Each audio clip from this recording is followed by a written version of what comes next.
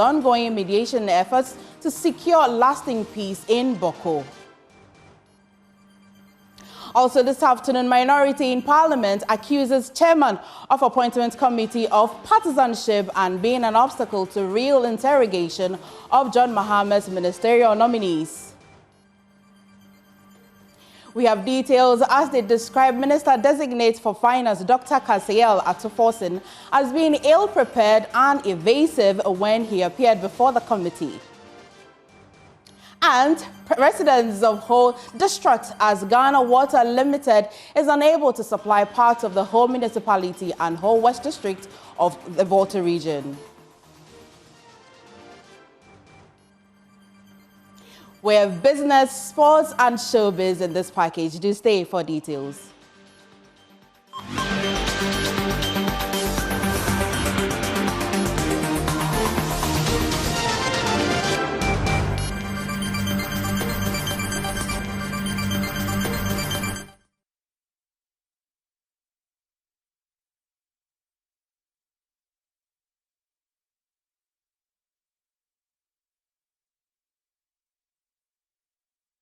Many thanks for choosing us. We are your home of independent, fearless, and credible journalism. First in our story, President John Mahama is set to visit the Asantehene Otumfuo II this weekend as part of his ongoing mediation efforts to secure lasting peace in Bawku. During a visit to the king and overlord of the Mamprugu Kingdom, Na Buhagu Mahame Abdullahi Shariga II, President Mahama stated his government's commitment to prioritize peace. He urged the feuding factions to lay down their arms and promised to take every necessary measure to restore harmony. Maxwell Agbagba reports. I just came to appeal to him to exercise restraint and patience, and his subjects to exercise restraint and patience, and trust that we'll resolve this matter amicably. Na nedosugu wanchana ma uchana nususi epa hansuguru epunya suguru dana ne epa hansuguru kayari eda damaza atensema na dema na chima iyan sokanza ne pa hansuguru suguru hi chanala enyala banyanga mpia boko to amana ka amali zugu uchana no suhla suhduama eto ante sokamza ka karbeni ka sokanza na disuguru kunya suru nyanga mpia to amani. I'm in the process of forming my government, so I'm just appealing to my father that they should exercise patience while I set up the government. Na zugu wanda binyanga yiso banya sungu tumama okuchana no suseni ke malla habari muziki biya suhduamani dama karanya alkauli na nan yiko kunyanga yisu ministers maza baniya sungu kunyanga tumtumama kasudwa chana. And so as soon as that is done, we might have to invite my father, but I cannot sit in Accra and invite him. I have to come and alert him in advance that an invitation like that will come. In my last briefing with Nana Akufo-Addo before he left office, he briefed me about some mediation efforts that they were undertaking. I wish to be able to discuss it with him and see how we can continue that effort. Now, one day, President Nana Akufo-Addo to government Kuruso one Zantuma, one day di Boko Azama. Ko yellow one pumpile shame. The Zogo one yellow shame, Kabelo Hankalene, nine yiko, ko jene, unumbori ke ichana, Uzanga la Azamandi, Kenya Yenanga Wula, Kasudwacha, Boko Nani Sulan Samaza. Meanwhile, President John Mahama has appointed former Chief of Staff Prosper Douglas Bani as National Security Advisor. The President has also named DCOP Abdul Osman Razak as National Security Coordinator and COP Nathan Kofi-Boakye retired as the new Director of Operations at the Presidency to oversee presidential effectiveness in security matters. Here are the excerpts of the statement signed by Felix Kwachi Ofosu, acting spokesperson to the President. And on your screen now, it says DCOP Abdul Osman Razak will serve as the National Security Coordinator, ensuring a cohesive strategy across all security initiatives. Goes on to also say that COP Nathan Kofi-Boakye retired has been appointed Director of Operations at the Presidency to oversee operational effectiveness in security matters. Charles Kipo has been named Director General of the National Intelligence Bureau as well. Well, that'll be all. But let's go on and talk to Mukhtar Mumuni. Mukhtar is a security analyst and he joins us live. Well, I'm sure that you've seen the appointment thus so far. But my first question to you would be, what do you make of the appointment of a former chief of staff now? This is a very interesting appointment, a list of appointments within the security space. If you consider the fact that the National Security Advisor goes to Mr. Prosper Bani. This is a man who is not new to security. Of course, he is often referred to as the former Chief of Staff to President Mahama in his first term as president. But people should not forget that he's had experience in terms of leading the Ministry of Interior, where he supervised internal security of this country. And if you notice that there's a very strong relationship and bond between the two, Mr. Prosper Bani as well as, with the president. And so it comes to us as no surprise, those of us in security space, that he gets to serve as the national security advisor to the president. If you look at the other appointments, there's one thing that is very common throughout. It appears that a deliberate and carefully selected list of people with prior experience and background in security who would help prosecute the security agenda of the president. And that includes the National Security Coordinator, as rank was a DCO within the services. And that could help in terms of coordinating security at the National Security Coordinating Council. And same if you talk about Abdul Razak Osman serving as an experienced security professional, it would be very relevant for his current role. And so for you, the list that has come, you have no qualms about it. These are just the perfect persons to do the job. Sure.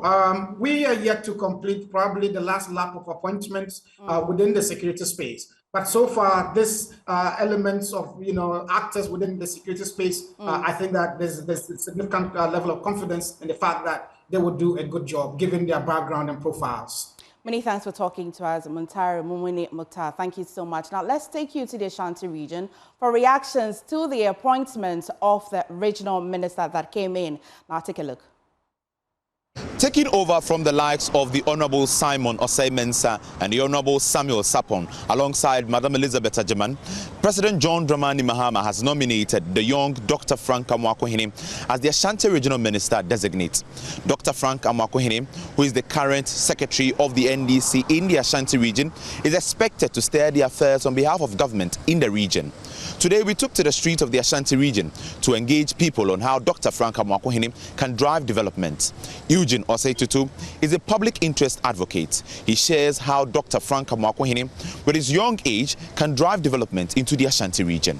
I think that he has the necessary experience being a parliamentary candidate for Mampong constituency, being the regional secretary of the party in the region, clearly demonstrates that he has some gravitas and some grassroots mobilization and appeal. When you follow his social media, you can see he enjoys a good camaraderie with the rank and file of the party. He's now the regional minister, meaning the activities go beyond the party organization and secretariatship or the job that requires administrative job at the office. I think that he has what it takes to do that. He has a lot of experience. The regional minister, his predecessor, is alive. He has the likes of Samuel Sapon, who is also an astute figure in the Ashanti politics of the NDC, also alive. He has a lot of people to build on their institutional memory to do this, the various projects. The Agenda 111, the MPP promised 16 for the Ashanti region. One, as you know, was completed, which is the one. There are about 15 of them to go. We also have some hospitals that are, still not operationalized. For example, the Syria Hospital, which is supposed to be the regional hospital. We have the 500-bed Afari Military Hospital and all that. I think that he has the necessary camaraderie and base to be able to do well as Ashanti regional minister. So let's see what he will do. But even before he goes through vetting, Dr. Frank Amoako-Hene believes that there is an uphill task ahead. He has visited the Ashanti Regional Coordinating Council, where he says that he will prosecute the Honorable Simon Osei-Mensah for neglecting the presidential villa. looking that this is a government facility and everything here belongs to the government of Ghana. And as such, with a presidential villa, what happens here is that it's the state security that provides security for us, i.e. Ghana police and then the military. So to my surprise, how could they remove frames, air conditions, furniture, and all this from the residents without the Ghana police taking notice of such movement and such looting right here in the residence? So it calls to question the loyalty of even civil servants to the Republic of Ghana. But it goes beyond what the politician does. There's a an estate manager, an estate engineer. There is someone who keeps the keys to these buildings. And to my surprise, there's someone who is employed and being paid with taxpayers' money. So if we had left the place without even someone keeping the keys, it would be better off. We wouldn't pay salaries, let alone to even spend on anybody for us to come and meet the buildings in the state. So you see, we're going to launch an investigation into all this because one, it will interest us to know how the regional minister had a residence. Did he pay to stay there as a private person, or the state still had to pay him to rent a residence outside of the RCC, whilst there is one here that has been left unkept for the past 8 years. With the nomination of Dr. Frank Amoakohene, residents are expecting that numerous road projects, markets, and other promises made by the previous government, including hospitals and interchanges, will be completed by the NDC government. For Joy News, my name is Nana Boachidankwayado, Kumasi.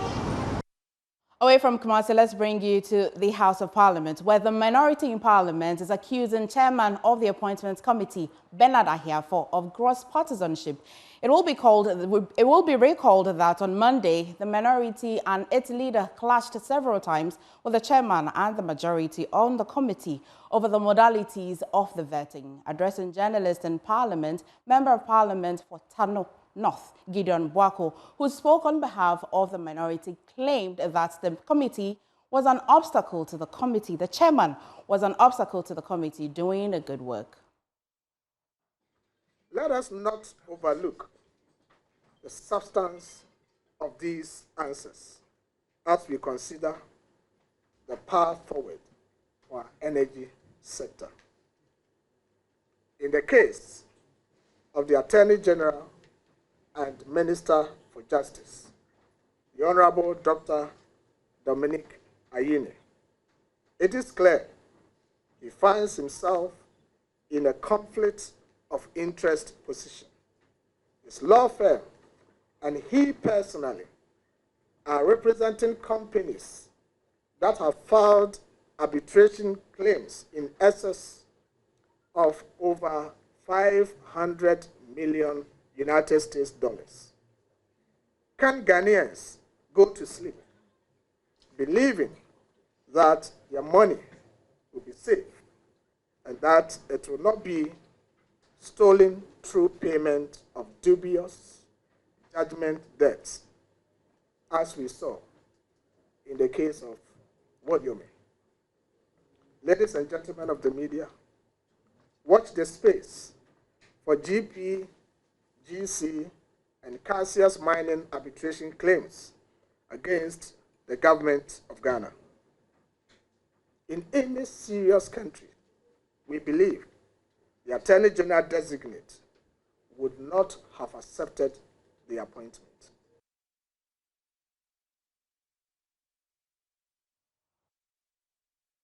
Well, many sports and betting fans say they are waiting for government to abolish the 10% betting tax. But will the abolishment of the tax restore betting and sports enthusiasm or raise deeper questions about the country's revenue mobilization? Clinton Yeboah sought public reactions to this. Yeah, Furikum, I'm in the midst of football fans and betting fans, and the proposal or the intention to cancel or remove the betting tax of 10% has generated mixed reactions among these youth. Stana is an ardent bettor. As part of the quest to find daily bread, he resorts to betting, hoping to get double or even triple of his money. The energy to win hundreds, thousands or millions is as high as it syncs with his desire to earn a living to feed his home. But the earnings from the betting is in dispute now, as he is propelled to forfeit 10% of his betting winnings to the government in tax. He shows me a bet receipt for the day, indicating that his wins are diminished and his income directly affected. The tax on betting should be scrapped now that he has assumed office. That is what we use to generate some income. Jobs are limited. We are currently not taking as much as we used to. Similar sentiments are echoed from this group of bettors who say the betting tax regime has removed the fun of betting and sporting, leading to a drop in participation. They feel the tax has forced betting companies to tighten their systems, making it harder to win. Slips need a gumbe breeze and because of tax. Individuals should not pay taxes on bets. Because of the tax, I think betting companies have also tightened their strategies, and it's hard for us to win. In 2023, the Akufo-Addo government introduced a 10% tax on all betting, remote interactive gaming, lottery, and other games of chance. The government imposed the betting tax to discourage people from excessive betting, much like the taxation of alcohol and cigarettes. Presently, the John Mahama demonstration aims to abolish the betting tax. Bettors view this intervention as a way to encourage sports participation and economic freedom, as they admonish the president to stick to his promise. So, if the promise is not fulfilled, we would have to revote. However, not everyone agrees. Sports pundit and analyst Stephen Zando believes the tax should be maintained, but reduced in rate from 10% to 1%. And though we can decide to actually repurpose that into sports development, almost every Ghanaian complains about, poor pitches in the country, the fact that our sports industry is not doing well, football is not doing well, and what of you. At the end of the day, it boils down to investments, and we cannot really achieve anything significant, without investment. Government must step in to invest in sports. You pay 1%, and the 1% goes into the sports fund, which will be earmarked for sports development. Public interest analyst Eugene Osei-Tutu, he believes scrapping the tax will nonetheless reinstate the business landscape and excitement of sport and betting. I particularly do not think that the 10% tax deterred people from betting. It just may be someone who was trying to try his luck or something, but people who genuinely bet, because people who bet 100,000, 200,000, these are people who look at that activity as a form of a business of a sort. I think that did not deter them. But with the government taking away the betting tax as promised by the finance minister, I think that it will be excitement for most Gen Zs and most youth. We don't have a lot of money as young people, so when taxes are being taken away from such activities, to excite certainly the base of the youth. The finance minister designate, Dr. Kaysel Atofosen, has pledged that government in its first budget for 2025 will remove or scrap the betting tax. And that is what the youth are courting their hopes on for now. For Joy News, my name is Clinton Yabwa. Well, we'll see how that will pan out. But the Colleges of Education Teachers Association of Ghana, CTAG, is still on strike despite calls to end the action. The Ghana Tertiary Education Commission, GTEG, earlier asked CTAG to suspend the strike to further dialogue. We've been joined by Officer Sama, and he's the head or the chair for the NLC, Executive Secretary for the National Labour Commission, on phone.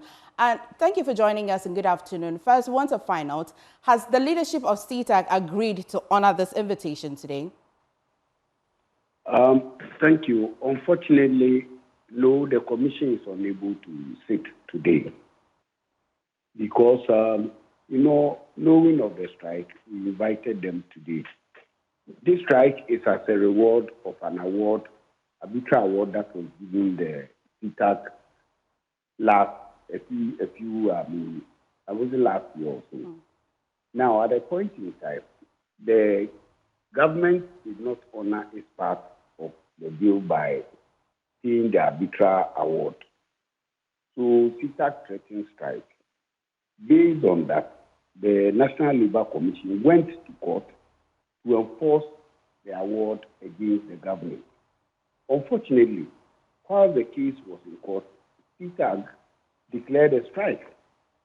That is to, pressure the government to, in a way, enforce the award. So you could not be on strike while the case was being pursued in court.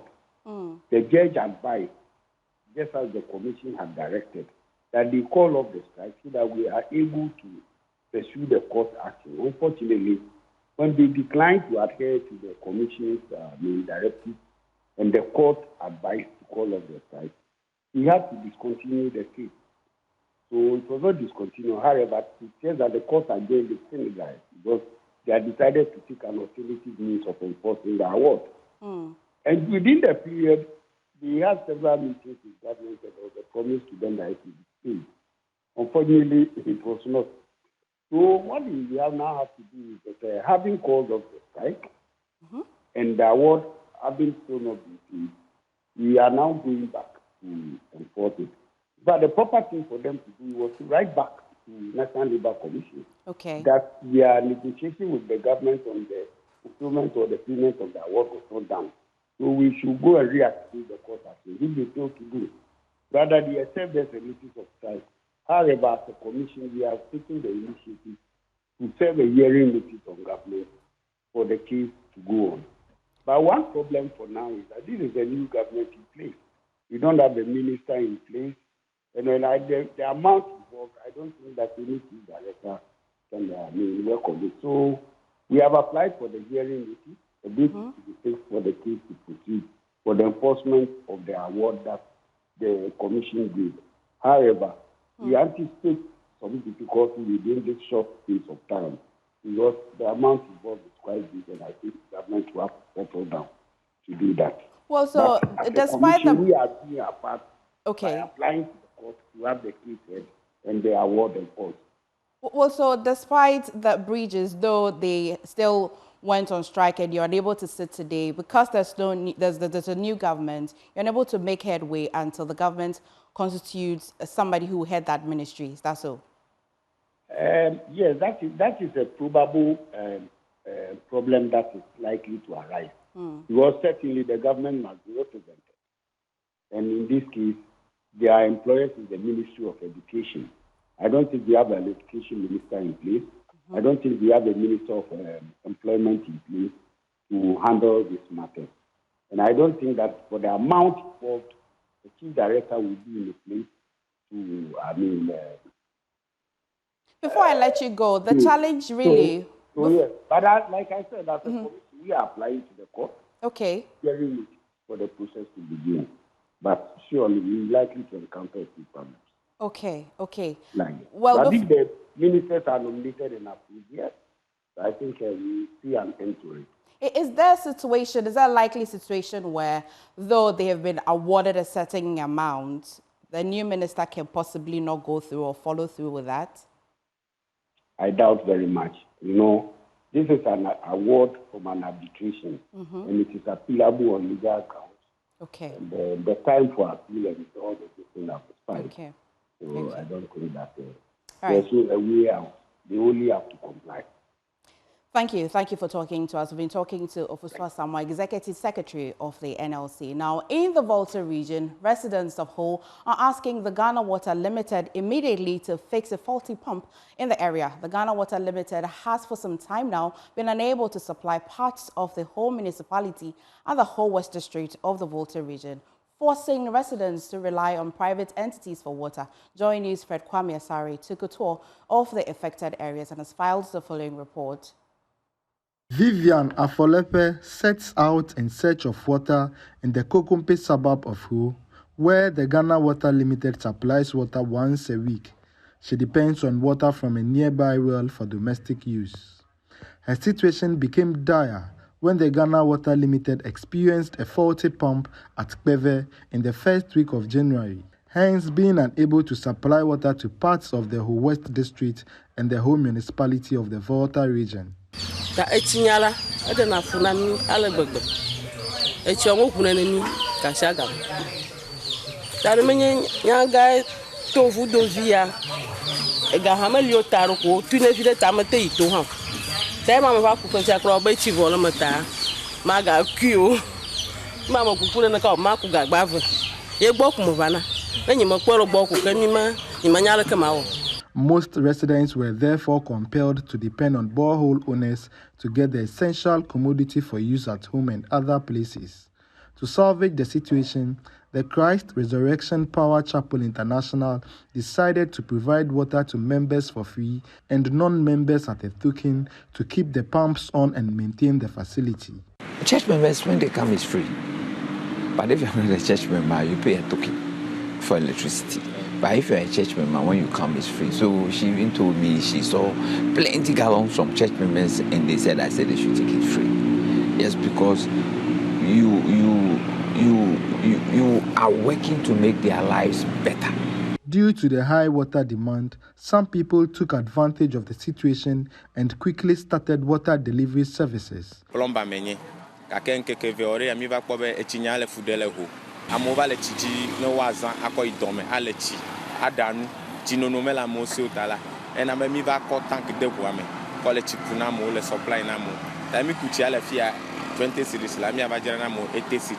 Though it appears a bumper season for those engaged in sales of water, they lamented the pressure on their machines. Because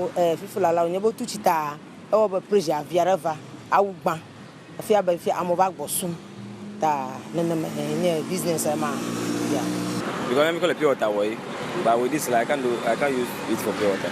So normally, I am not a JM cocoa in it. But what I was told Food vendors have also been hit hard by the inability of the utility service provider to supply water to clients.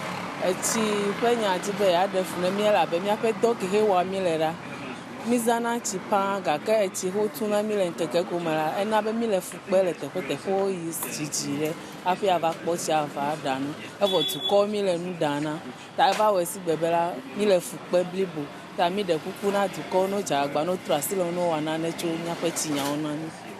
It is unclear when repair works would be completed on the defective pump shaft at Peve intake of the headworks of the Ghana Water Limited. Fred Kwame Asari, Joy News. Ho.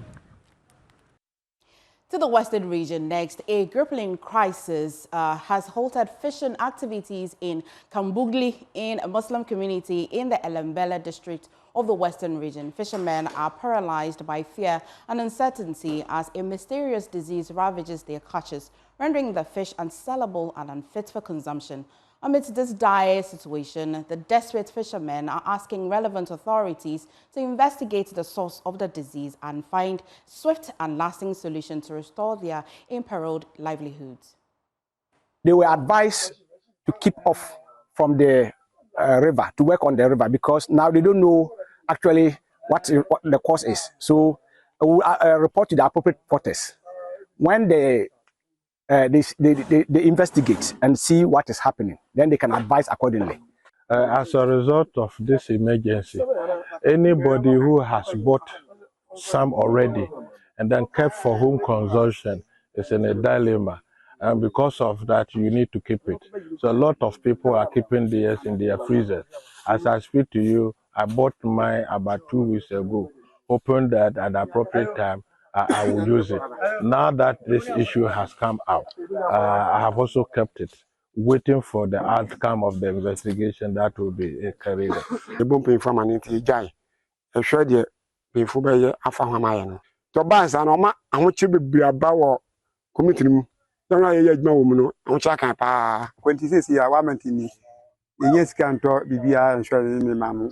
The amount checking.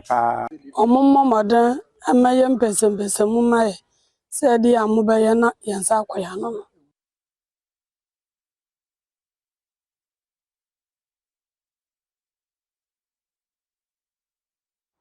Well, scrap dealers have reclaimed the former Agbobloshi onion market site, which was demolished nearly 5 years ago. Despite lacking official authorization, the group expressed confidence that the current NDC administration will not oppose their return because the land is still ideal. Now, Sweetie Abuchi visited the site and has joined me inside the studio and it's got all the gist. Sweetie, and so you showed up at Agbobloshi today, and what did you find? You know, we did a report not up to a year ago about how that onion market is still a scrapyard, because even though Henry Korte, the former Greater Accra Regional Minister, led a demolition exercise, they relocated only the onion sellers to Ajin Kotoku. Yeah. But the scrap dealers found a place somewhere still in Agbogloshi. Now, they're saying that they have returned because it was the NPP administration that sacked them from that place, and the land has not been put to any good use. And so they've decided that they're coming back. Now, if you take a drive along that stretch, you see that they put up stalls, various structures. And it tells you clearly that these people mean business and they want to return. But we also spoke to the interim chairman. He's not the actual chairman that we spoke to during the demolition. He says he's the interim chairman who is leading the charge for the return of these scrap dealers. He's Swala. And let's listen to what his excuse is. Happening. Grateful. You are welcome. We are here because we were here before. We've been here for over 30 years before MPP came and evicted us from here. So they forcibly evicted us. Even the relocation hasn't done. They have done nothing of that sort. They only relocate onion sellers, but they didn't relocate scrap dealers. And we suffered a lot in their hand. So a change of government has come, whom we've worked with for several years when we were here. So I think it is good for us to come and replan how to sit, so that when the government is very certain, then they come for us to start our whole agreement. You started by saying the NPP moved you, but I remember it was Henry Korte who was then the Greater Accra, yes. And so they said that they had plans to redevelop this place, Agenda 111 Hospital. In fact, we did a comprehensive report on this place, and at the time we came, the wall, the one that brings you into the Fadama Clinic, was still up. And so those were some of the complaints. What assurances did you get, for which reason you want to return back here? But you can see the vast of the land. The land is there. They did nothing on the land.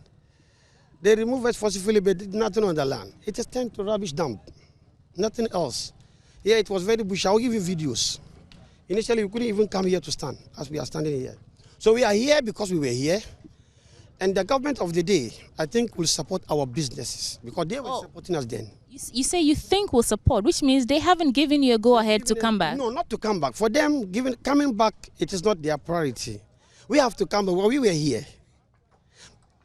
Let me tell you, we were evicted here because of support base, political abuse. Tell me, if it's not political abuse, what have they done here? Which of the agenda, 77 or 99 or 11, what have they done here? Nothing else. Then to turn here to rubbish dump. So I think we are here because NDC government is a government that supports small-scale businesses like ours. Right. If you're looking for that comprehensive report on how Agbogloshi Onion Market is still a scrapyard, you can find it on a John News channel. It's called Agbogloshi Still a Scrapyard. But MFA, true to what they're saying, the land has in fact been idle for many, many years. And so I think this is a statement, rebuilding rather and all that. I think it's a statement to the current administration that they need to do something. There could be many reasons why the relocation happened, that place may just not be ideal for scrap business. And so we really would wait for the NDC to hear from that. But there's a question for you from a viewer. So the question is, what is really the name? Is it Sweetie or Sweetie? Sure, MFA. I am Sweetie Awachi. There you go. We go for a quick break. Business is up next. Welcome back to Business here on Joy News today. My name is Winston Taki, and now to our first business story. Minister for Energy designate John Jinapor has announced plans to introduce some amendment to the country's exploration laws to give incentives to investors willing to explore on the Volta Basin. Answering questions at the Appointment Committee of Parliament, Mr. Jinapor assured that when given the nod, he will lead the charge for the amendment. You are right, because in the upstream sector, crude oil volumes are declining rapidly. From a peak of 71 million barrels in 2019, 2023, we did only 48 million. So there's a sharp decline of 32%. And if nothing is done, the upstream sector will collapse. In the Volta Basin, I'm told they shot or shoot some 2D seismic data. I'm also told that they've done some parcels of allocation, which ought to come to Parliament. I intend that we'll review that immediately, within days or weeks. If I get your nod and I'm sworn in. If we review them and we'll find those agreements satisfactory, we'll immediately come to Parliament. But I hold the view that we should relook at 919. All our neighbors, their current and participating interest is 10%. And as we move through the energy transition, you must quickly tap your stranded assets. So we would do a stakeholder engagement and get a buy-in of Ghanaians and incentivize the upstream players to invest, because it's very expensive. And that is something that we intend to pursue aggressively, even as we go through the energy transition.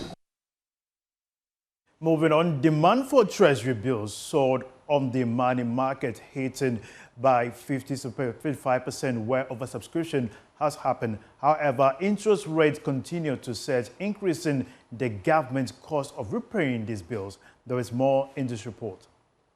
The government got a remarkable 8.075 billion cedis from the sale of the short-term instrument, though was looking for 5.198 billion cedis to refinance the maturing bills. Government accepted all the bids tendered. A whopping 5.513 billion cedis came from the 91-day bills, representing 68.27% of the total bids. About 1.416 billion cedis were also tendered for the 182-day bill. On the other hand, 1.145 billion cedis were tendered for the 364-day bill.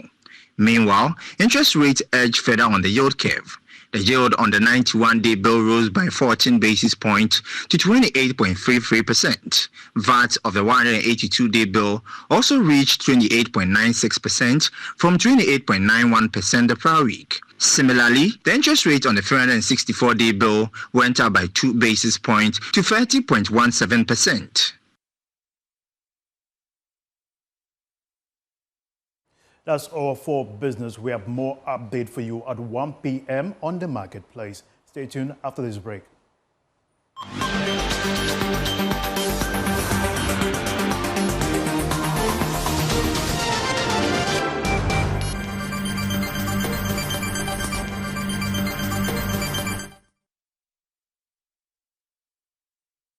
Afternoon, welcome to the Showbiz segment with me, Jacqueline Asuma Yabua. To our first story, Nigerian singer Mehdi, famous for the catchy Ile Ijo track, is spilling some tea on life and a P-Square's record. While the singer claims his experience with the duo was far from a dream, marked by poor living conditions and a missed opportunity with Akon's comfort music. We have more in the following report.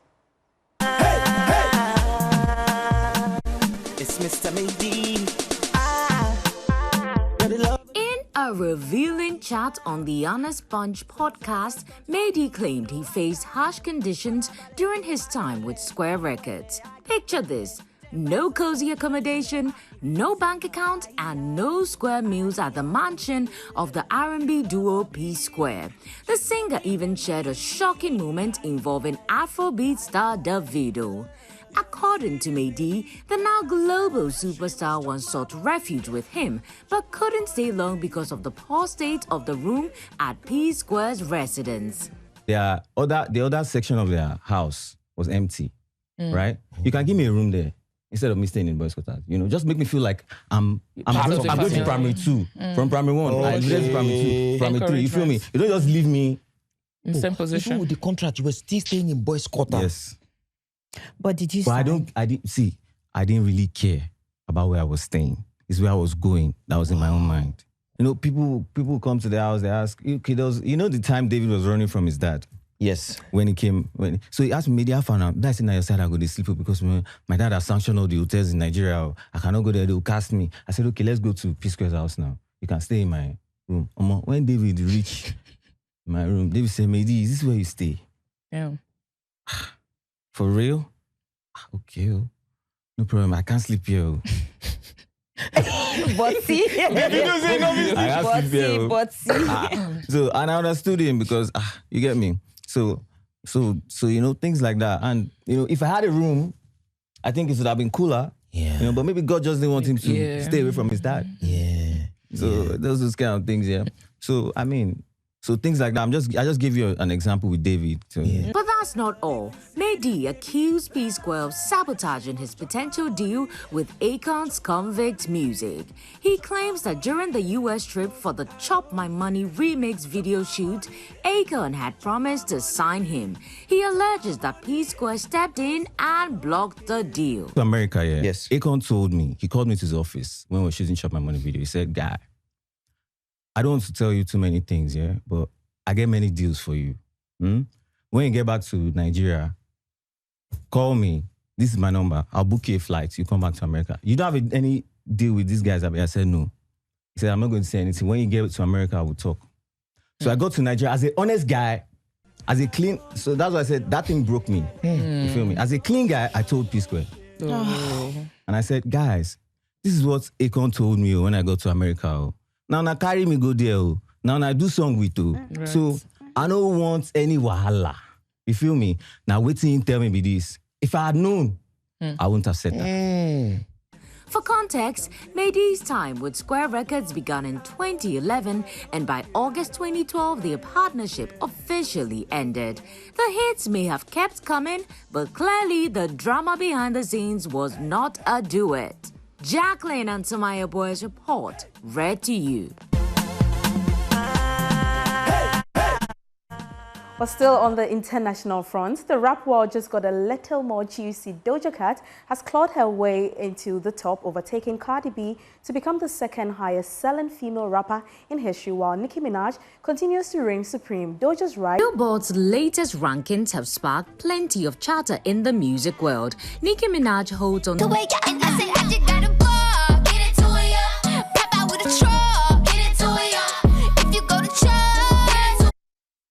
Well, back home and still on Billboard, when Shatta Wale said on God, he truly meant it. Well, the self-acclaimed dancehall king has proven his star record.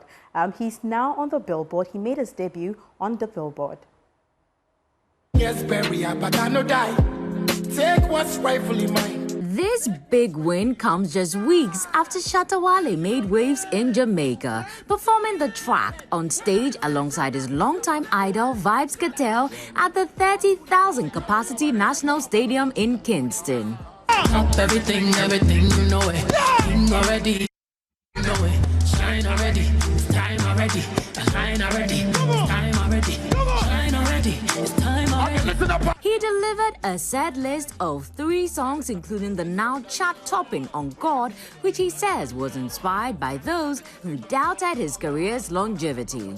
It's safe to say he silenced the doubters, as the song has not only become a fan favorite since its 2022 release, but also landed on one of the most coveted global music charts. However, it hasn't been all smooth sailing. While some fans applauded the Ghanaian superstar for chasing his decade-long dream of performing with Vybz Kartel, others were less impressed, taking aim at his set list choices.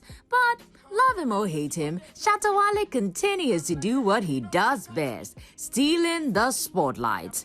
Shatta Wale's On God is charting, his dream is thriving, and the dancehall king isn't slowing down anytime soon. Jacqueline and Samaya Boy's report, read to you.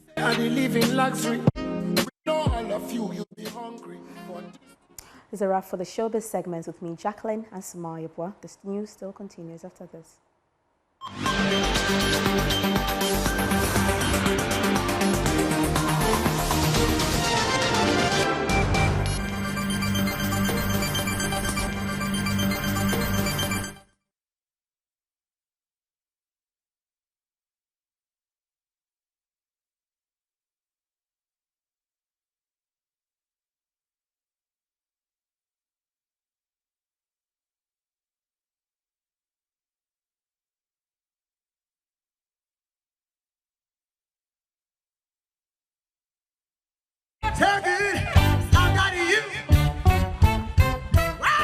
What do you make of the industry? When we talk about musical bands. From where I come from, outside looking in, I feel your industry is doing quite well. There's so much authenticity here.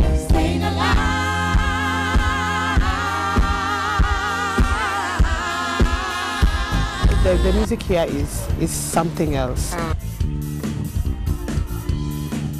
I've always wanted to come to West Africa to do music. In some regions in Africa, the music has not evolved as much as they have their genre, but it's not spreading as much because there's high life. I'm told there's high life Ghana and Nigeria, right? Which is beautiful. So Ghana, when Ghana came, I was like, like yeah. Very excited. Very excited. It will be so nice.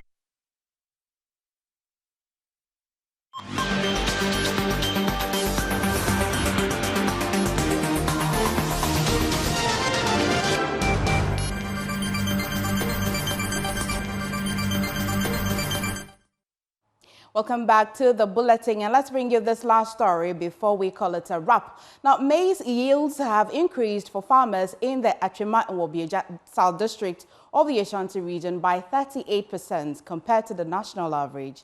The Promoting Agroecological Practices for Improved Maize Production and a Healthy Environment project has directly benefited 550 farmers and impacted more than 2,000 others indirectly. Here is a story by Mahmoud Mohammed Nuruddin. So one of the unique things we're doing is responding to a very important challenge in agroecology. That is changing the mindset of the people.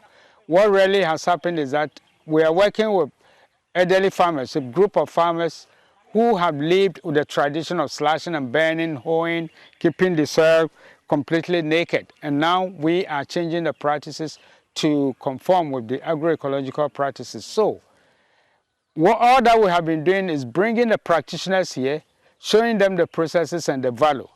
But then we realize that if we don't take care, we'll continue to be confronted with the challenge of still changing the mindset of the elderly, changing the mindset of the elderly producers. So we have also targeted the young ones right from the basic schools through to the agricultural colleges.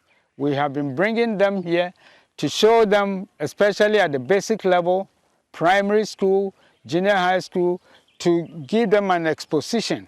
The preference study shows that about 87% of the people who have been exposed to our technologies, our agroecological technologies, have expressed the desire to adopt and to scale it at their farm level. And that percentage is very high.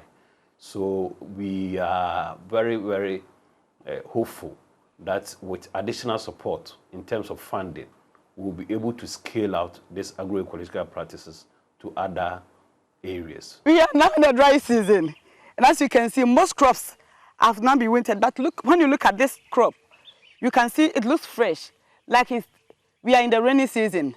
So it's good we all practice this agroecology project because it will help us as farmers and also reduce cost. The good things happening here. You are all part of the game. So we have to uphold our commitment.